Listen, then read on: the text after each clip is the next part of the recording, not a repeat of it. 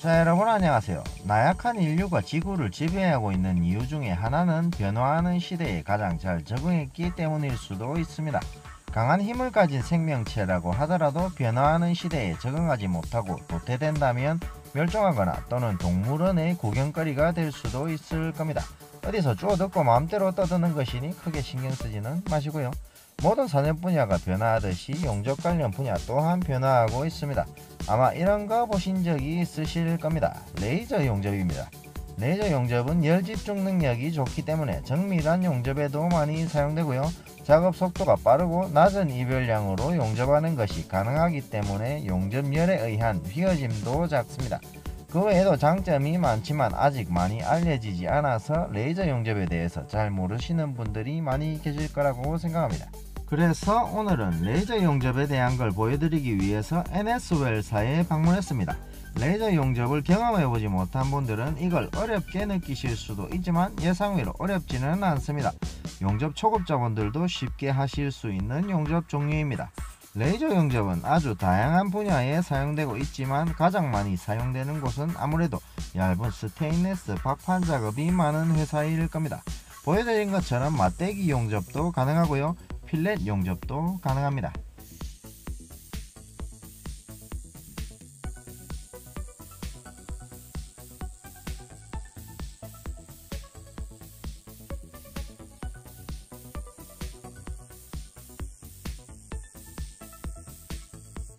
이건 두께가 1.2mm인 스테인리스 박판입니다. 왜 얇은 스테인리스 박판 용접에 많이 사용되는지 아시겠죠? 작업 속도가 굉장히 빠릅니다. 그에 따라서 이별량도 굉장히 낮습니다. 이별량이 낮은 만큼 용접열에 의한 열 변형도 작습니다. 작업 공정이 짧아지기 때문에 제품에 가해지는 데미지도 작습니다. 그래서 깨끗함을 유지해야 되는 금속 작업에도 많이 사용됩니다. 이건 골드 스텐 밀러라는 금속 소재입니다. 입간판이나 장식품, 금속 가구, 구조물 등을 만드는 데 많이 사용되는 자재입니다.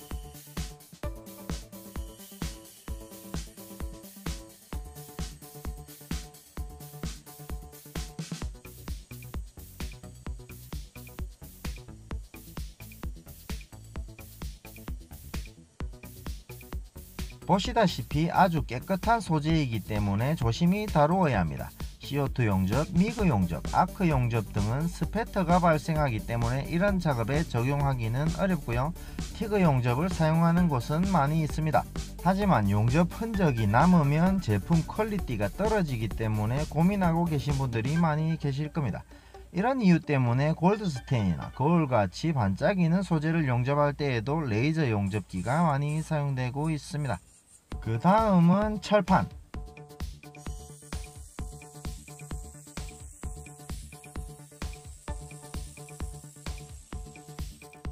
철판도 용접이 잘 됩니다.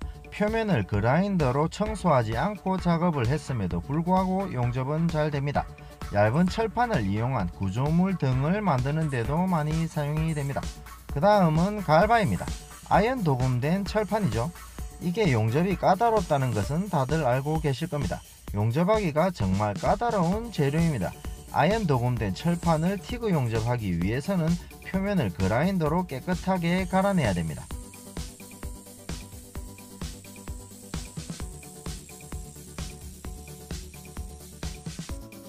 CO2 용접을 하더라도 아연 성분 때문에 결함이 많이 발생합니다. 그래서 철판 표면을 깨끗하게 청소한 후에 작업하시는 것이 좋습니다. 아연 도금된 철판을 다뤄보신 분들은 아마 잘 알고 계실 겁니다. 작업 공정이 엄청나게 줄었습니다. 용접된 부분도 나쁘지는 않습니다. 아연 도금이 타면서 발생하는 매연과 흉도 줄어든 것 같아 보입니다. 하지만 매연과 흉은 건강에 해로우니 마스크를 착용하고 작업하시길 바랍니다. 그리고 한 가지 더, 알루미늄도 용접이 가능합니다. 이렇게 두께가 얇은 알루미늄을 용접하는 것은 쉽지가 않습니다.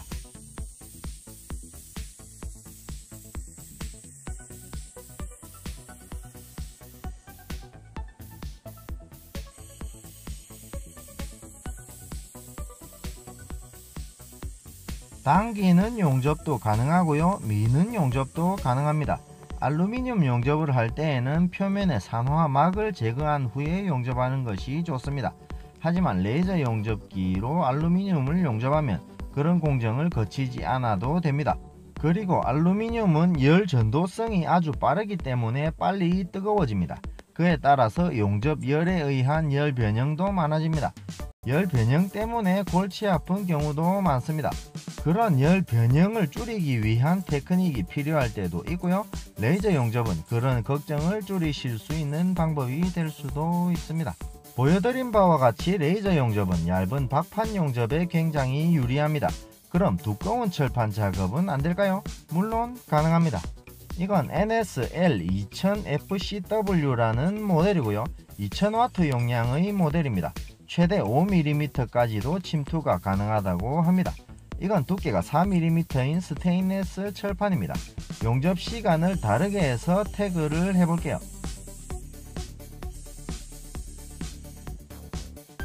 아주 짧은 시간 동안 용접을 했습니다. 뒷면을 보여드릴게요. 자, 여기 보시면 뒤편까지 용접이 되었습니다. 비교적 용접 시간이 짧았지만 두께가 4mm인 스테인리스 철판을 관통했습니다. 용접 시간을 더 길게 하면 침투 깊이는 점점 더 깊어집니다. 자, 한 번 더 보여드릴게요. 용접 시간을 조금만 더 늘렸을 뿐인데 4mm 스테인리스 철판을 관통했습니다. 베벨링 작업도 하지 않았고 철판 사이에 갭도 없었습니다. 그런데 4mm 철판을 관통했습니다. 침투력 또한 아주 좋다는 의미죠. 이걸로 영상 뒷부분에서 아주 재밌는 걸 하나 보여드릴게요. 그 전에 우선 레이저 용접기 세팅 방법을 간단하게 보여드릴게요. 여러가지 기능이 있지만 간단하게 몇 가지만 보여드릴게요. 이건 레이저 파워를 조절하는 기능이고요. 10%에서 100%까지 조절이 가능합니다. 그리고 레이저 용접은 알곤가스를 사용하기 때문에 전가스와 훅가스 조절 기능도 있고요. 그 밑에 워블 주파수라는 기능이 있습니다. 펄스 용접과 조금 비슷한 개념이라고 보시면 되고요. 그 밑에 워블 직경이라는 기능이 있습니다. 비드 폭을 조절하는 기능이라고 이해하시면 됩니다. 아주 좁은 정밀한 용접도 가능하고요. 워블 직경을 5mm까지도 조절이 가능합니다. 이게 어떤 건지는 잠시 후에 보여드릴 거고요. 그 밑에 워블 유형이라는 기능이 있습니다. 여러가지 모양이 있죠. 모양을 선택하시면 그 모양대로 레이저가 위빙을 하면서 용접하는 개념이라고 이해하시면 됩니다. 이게 어떤 건지 보여드릴게요. 자, 우선 워블 직경부터 보여드릴게요. 워블 직경을 1mm로 설정한 거고요. 이렇게 하면 아주 정밀한 용접이 가능해집니다. 워블 직경을 조금 더 크게 세팅하면 용접 비드 폭을 조금 더 넓게 만드실 수 있습니다. 이건 워블 직경을 2.5mm로 세팅한 거고요. 이것보다 더 넓은 비드 폭을 원하신다면 워블 직경을 조금 더 크게 세팅하시면 됩니다.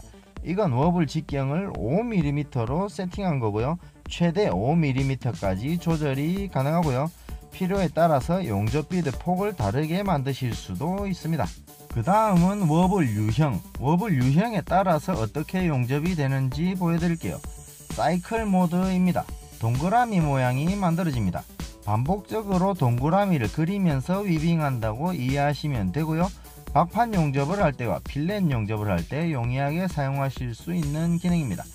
그 다음은 라인 모드입니다.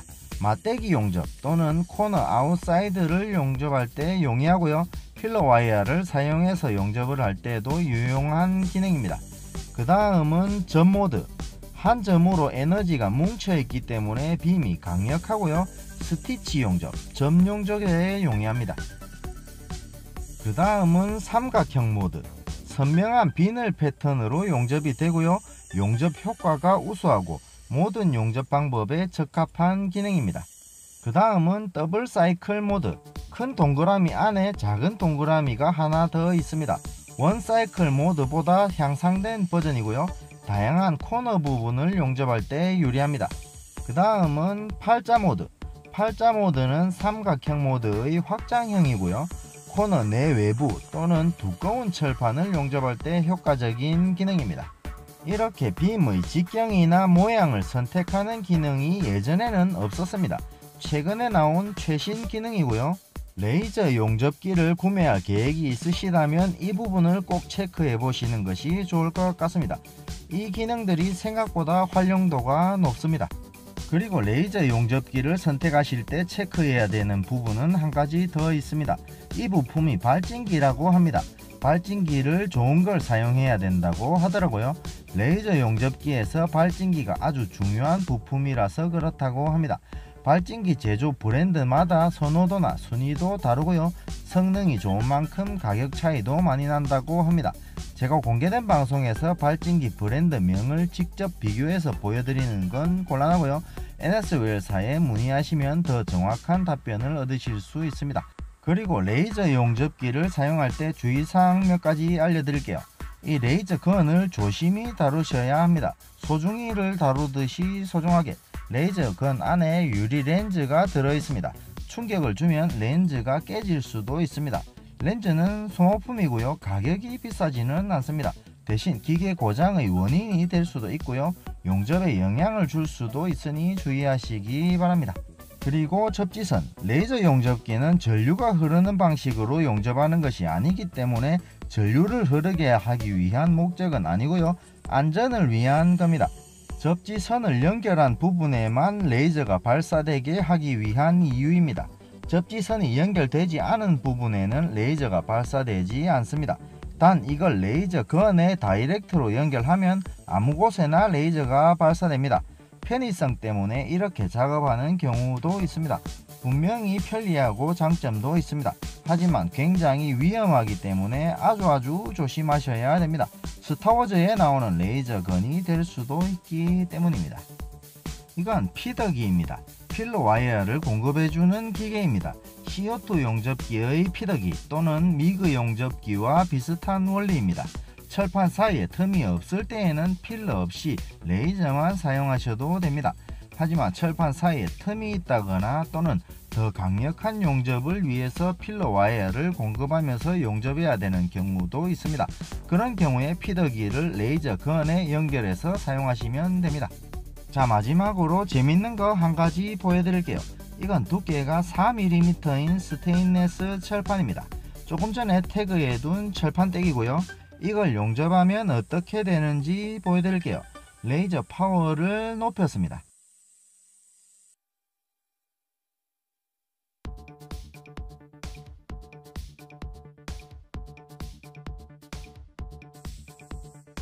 자, 이렇게 용접이 됩니다. 철판의 뒤편을 보여드릴게요. 철판의 뒤편까지 완전히 관통되었습니다. 철판에 베벨링 작업도 하지 않았고요. 철판 사이에 갭도 없습니다. 침투를 위한 아무런 준비 작업 없이 용접을 했습니다. 조금 더 두꺼운 철판도 충분히 관통이 가능할 것 같습니다. 이렇게 레이저 파워를 높여서 작업하는 것을 추천하지는 않습니다. 하지만 이게 어떤 의미인지 느끼셔야 됩니다. 긴장하셔야 된다는 의미입니다. 기술은 계속 더 발전하고 있습니다. 다가오는 미래에 도태되지 않기 위해서는 변화하는 시대에 잘 적응하셔야 된다고 생각합니다. 자, 이렇게 레이저 용접기는 다양한 용도로 사용하실 수 있는 기계입니다. 용접에 대해서 모르시는 형님들도 아주 쉽게 다루실 수 있는 기계입니다. 작업 속도나 작업 효율성도 아주 우수합니다. 하지만 기계 가격이 굉장히 고가입니다. 그렇기 때문에 반드시 제조사에 상담을 해보시고요. 방문하셔서 직접 시운전도 해보시고 신중하게 선택하시기 바랍니다. 하고집이 소개로 연락했다고 하면 특별히 잘해주신다고 하니 참고하시고요. 제 이름을 팔아주시길 바랍니다. 자, 그럼 오늘은 여기까지. 오늘 영상이 유익했다면 구독과 좋아요, 알림 설정까지 부탁드리고요. 자, 그럼 오늘은 이걸로 마치고 다음 시간에는 또 다른 내용으로 다시 돌아오겠습니다. 시청해주셔서 감사합니다.